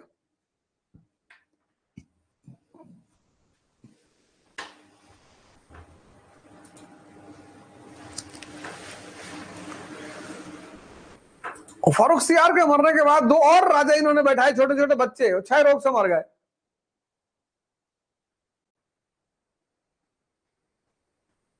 और 1719 में 20 तक पहुंचते पहुंचते सैयद बंधु खत्म। अब दिल्ली की गद्दी पर एक आदमी बैठा, मोहम्मद शाह, 1720 में, जिसकी उपाधि है रंगीला।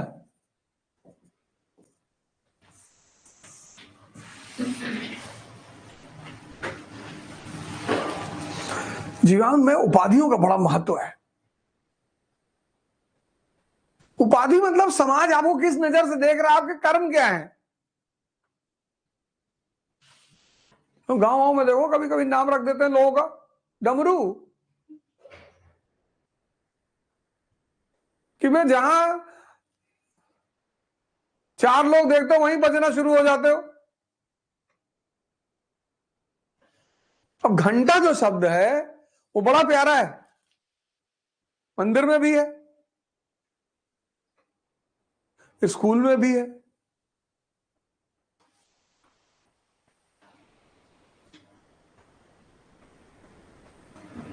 (1720 से 1748) मोहम्मद शाह रंगीला। अभी लास्ट में सबका पीडीएफ बना देंगे पूरा एकदम, बहादुर शाह, जहांगीर शाह, फारूक सियार, सबके विकास क्रम बना देंगे ऐसे, और सबको तुम जोड़ लेना, पिक्चर क्लियर। पढ़ रहे हो और यहां पिक्चर नहीं बन रही है तो पढ़ाई बेकार है।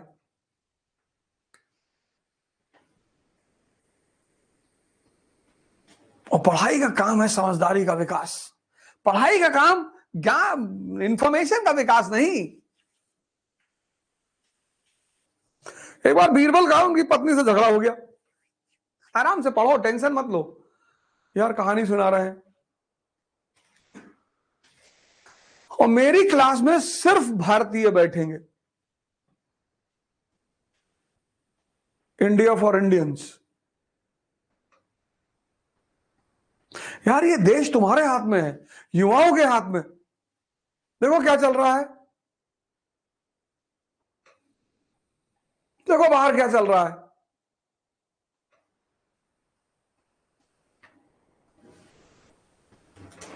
ये औसत दर्जे के लोग सत्ता पाने के लिए कुछ भी कर रहे हैं, कुछ भी, सब, किसी का नाम नहीं लिया जा सकता, सब। किसी का नाम लेने का मतलब यह हुआ कि आप उसके विरोधी हैं, बाकी होंगे आप समर्थक हैं। किसी का नाम लिया ही नहीं है, सब।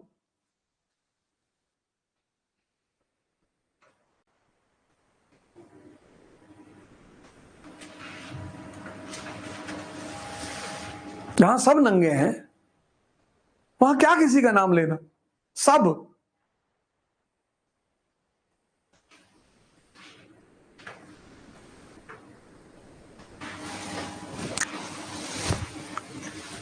बीरबल, तो बीरबल और अकबर पत्नी वाला किस्सा बाद में सुना देंगे। तो अकबर और बीरबल खेत में टहल रहे थे, तंबाकू का खेत था, और तंबाकू के पत्ते हरे हरे होते, इतना बड़ा पेड़ होता है और हरे हरे पत्ते होते, और तंबाकू के खेत में गधा टहल रहा था। अब वो घास तो खा रहा था, घास भी हरी होती है, लेकिन तंबाकू नहीं खा रहा था। अकबर को तंबाकू पसंद नहीं था और बीरबल तंबाकू खाते थे। तो अकबर ने बीरबल से कहा कि देखो बीरबल, गधे भी तंबाकू नहीं खाते। बोले सरकार, इसीलिए तो गधे हैं।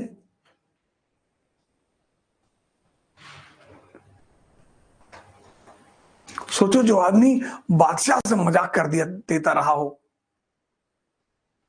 जिल्ले इलाही, शैडो ऑफ अल्लाह, उससे मजाक कर दिए।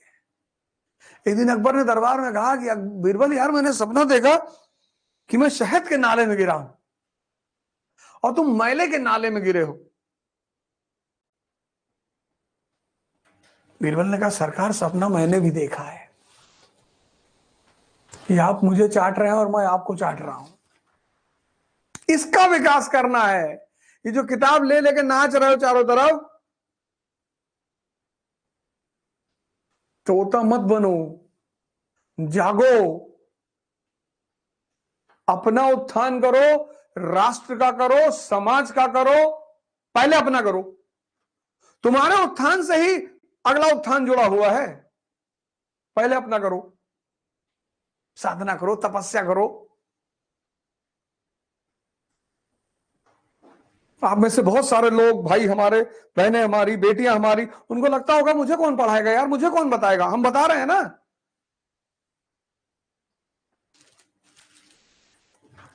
हम बता रहे हैं।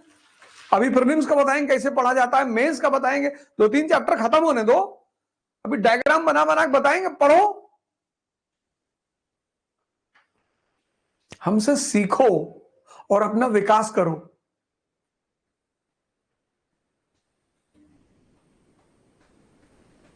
₹501 में 2 घंटा समय दे रहा हूं।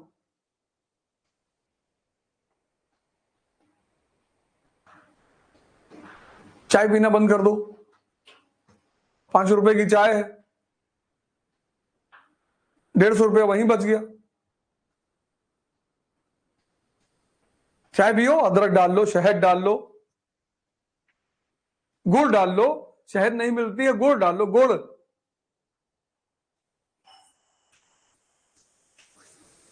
काली मिर्च डाल लो, तुलसी की पत्ती डाल लो, सब डाल के बढ़िया चाय बनाओ, फर्स्ट क्लास।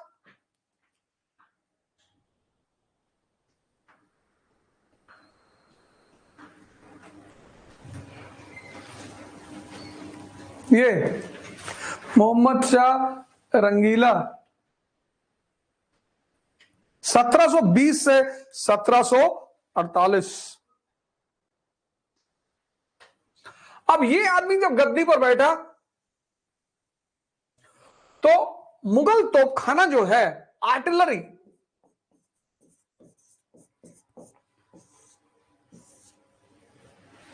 वो अभी भी मजबूत है। मुगल तोपखाना अभी भी मजबूत है। प्रशासन, एडमिनिस्ट्रेशन अभी कोलैप्स नहीं हुआ है।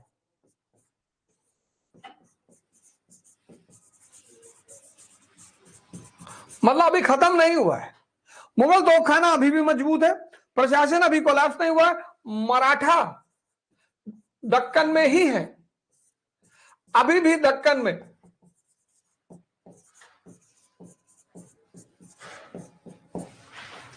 और राजपूत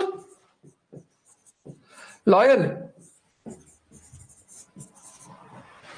यह है परिस्थिति जब यह गद्दी पर बैठा। तोपखाना अभी भी मजबूत है, प्रशासन कोलैप्स नहीं हुआ है, मराठा अभी भी दक्कन में, और राजपूत लॉयल है।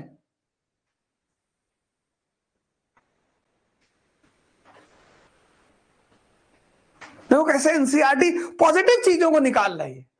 ये नहीं कह रहे कि मिट्टी का भैया सब खत्म होगा, है नहीं। राजे कुमार डारिन भैया,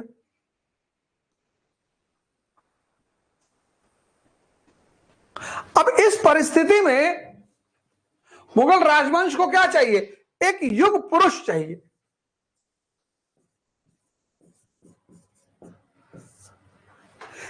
इस परिस्थिति में मुगल राजवंश को क्या चाहिए? एक युग पुरुष।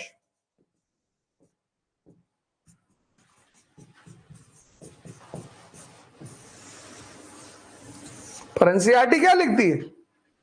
एनसीईआरटी लिखती है कि मुगल मोहम्मद शाह युग पुरुष नहीं था, दिमाग से कमजोर, ओछा। ओछा ओछा मतलब जानते हो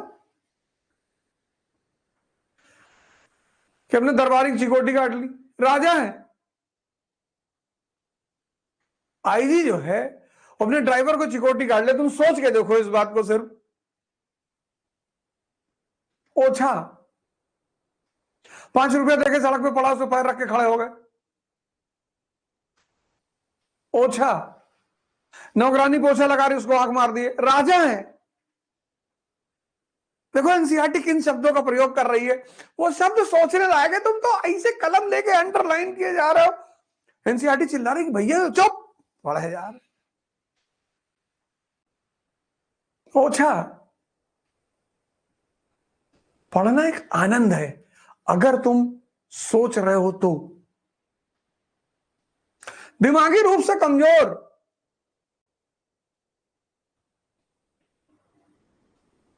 ओछा। अय्याश, अय्याश मतलब जिसका अपने इंद्रियों पे नियंत्रण ही नहीं है। चिकन मिला, 3.5 किलो चिकन है खाएंगे। अरे आराम से खा लो भैया। जब तक पेट से लेके मुंह तक विद्रोह नहीं कर दिया कि अब ना ले पाएंगे अंदर। देखो 3 शब्दों का इस्तेमाल किया एनसीईआरटी ने उसके लिए। एनसीईआरटी कहती है कि मुगल राजवंश को अब एक युग पुरुष चाहिए, लेकिन मोहम्मद शाह रंगीला क्या है? दिमागी रूप से कमजोर। दिमागी, राज सिंहासन से खड़ा होकर पीटी कर रहा है ऐसे ऐसे। अबे राजा हो तुम।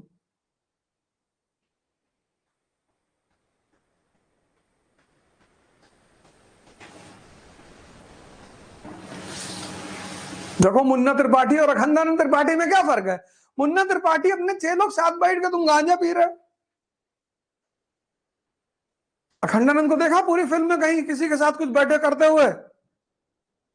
आइडियल राजा है वो।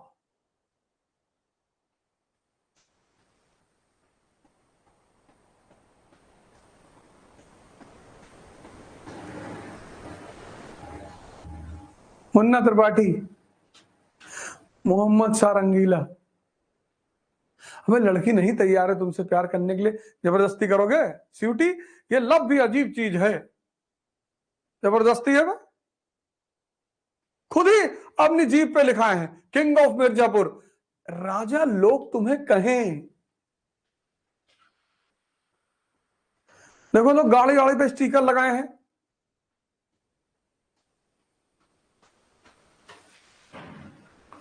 सब मानसिक दिवालियेपन का शिकार हैं। युग पुरुष चाहिए, लेकिन मोहम्मद शाह रंगीला दिमागी रूप से कमजोर। दिमाग से कमजोर। देखो एनसीईआरटी की शब्द चयन करने का तरीका। ओछा, नौकरानी पोछा लगा रही, उसको आंख मार दी। और अय्याश,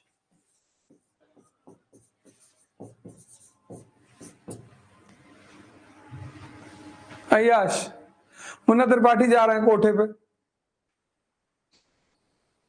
गुड़िया से कह रहे हैं भाई लड़की बुलाओ, कह रही नहीं है, कह रहे बुलाओ।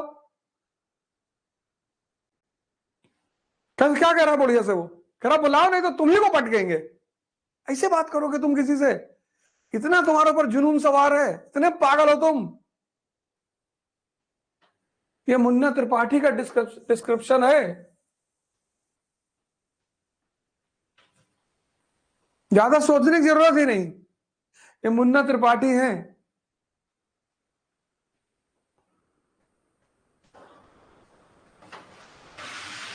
बस मिर्जापुर की गद्दी दे दो, मिर्जापुर की गद्दी दे दो। खुद को तो चला ही नहीं पा रहे हो, नौकरानी पकड़ ले रहे हो।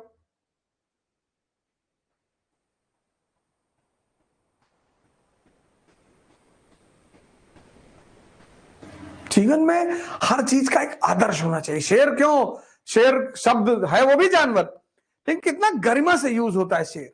कुत्ता, कुछ खिला दो उसको, टमाटर खिला दो, प्याज खिला दो, आलू खिला दो, अंडा खिला दो, मुर्गा खिला दो, मैला खिला दो, वो भी खा लेगा, तभी तो कुत्ता है।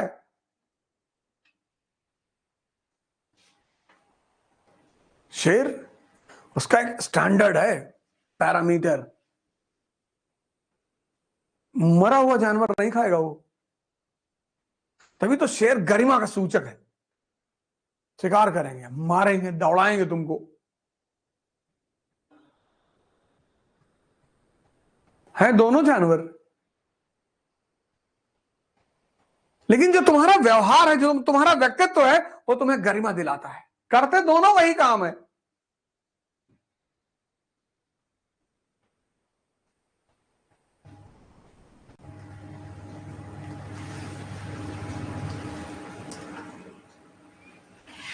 मुगल राजवंश को क्या चाहिए था? युग पुरुष। और मुगल राजवंश को कौन मिल गया? मुन्ना त्रिपाठी।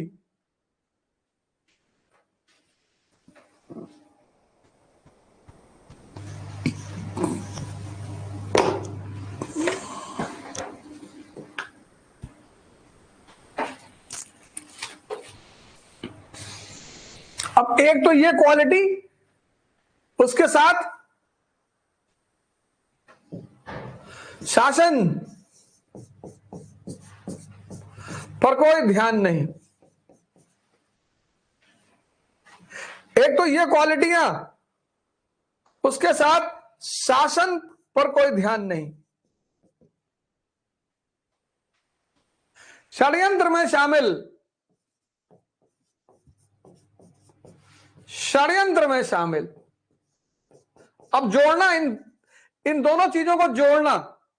एक तो ये क्वालिटी, एक तो करेला, ऊपर से नीम चढ़ा। शासन पे ध्यान नहीं, षड्यंत्र में शामिल। और सुनो, और सबसे मजेदार, जो दरबारी घूस लेते थे उसमें हिस्सा मांगता था कि भैया 5 रुपया हमको भी दे दो।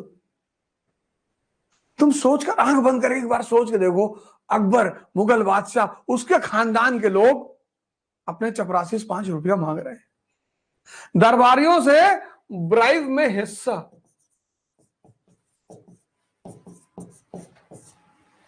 अब कहां बचा भैया?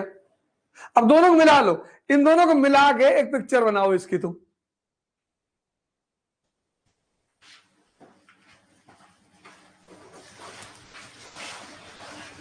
और इस परिस्थिति में, ये बैकग्राउंड है, और इस परिस्थिति में नादिर शाह का हमला,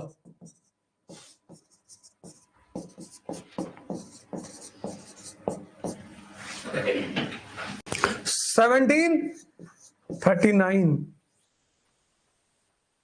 साम्राज्य फूट का शिकार, द्वेष का शिकार, विरोध का शिकार निश्चित ही नहीं हो पाया। फौज को लेकर, सेनापति को लेकर निश्चित ही नहीं हो पाया। पढ़ो एनसीईआरटी। ये राजा की स्थिति है, और राज्य की तुम्हें पता ही है, राज्य और राजा दोनों संकट में। और नादिर शाह, सोने की चिड़िया भारत, असहाय बिलखता हुआ। भैया हमको महमूद ने लूटा भैया, भैया हमको तैमूर लेम ने लूटा भैया। अबे तुम लूटे नहीं जाओगे, लड़ रहे हो आपस में, तुमको शर्म नहीं आ रही है? हम ये हैं, हम वो हैं, हम परशुराम हैं, हम अंबेडकर हैं। एक तो किताब नहीं पढ़े होगे कायदे से। अंबेडकर बनना आसान है?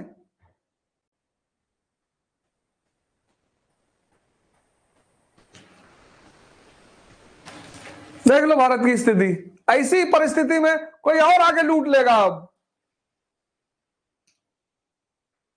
ये देखो, ये एनसीईआरटी लिखती है सेना पे समझौता नहीं हो पाया, सेनापति में समझौता नहीं हो पाया।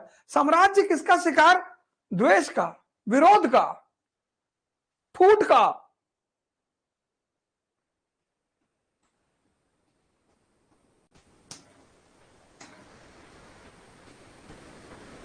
राज्य की स्थिति खराब,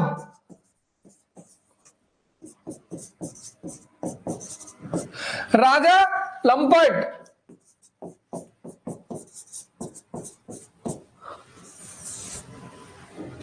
दरबार द्वेष का शिकार, द्वेष का, कि हम कहे जाई तू जाओ, विरोध का शिकार,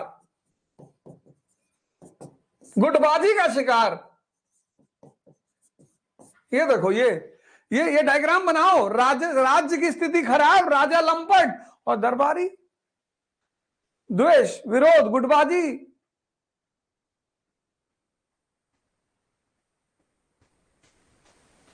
ये देखो, ये इसे बनाओ ना ट्रायंगल ऐसे।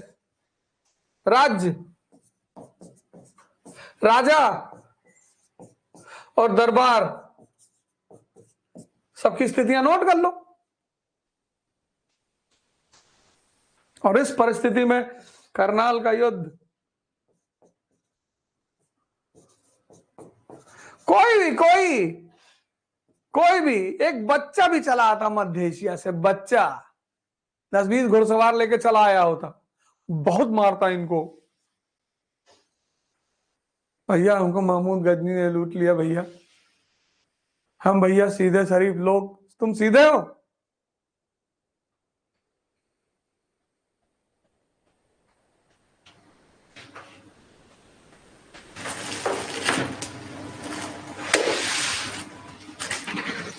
चलो खड़े हो जाओ।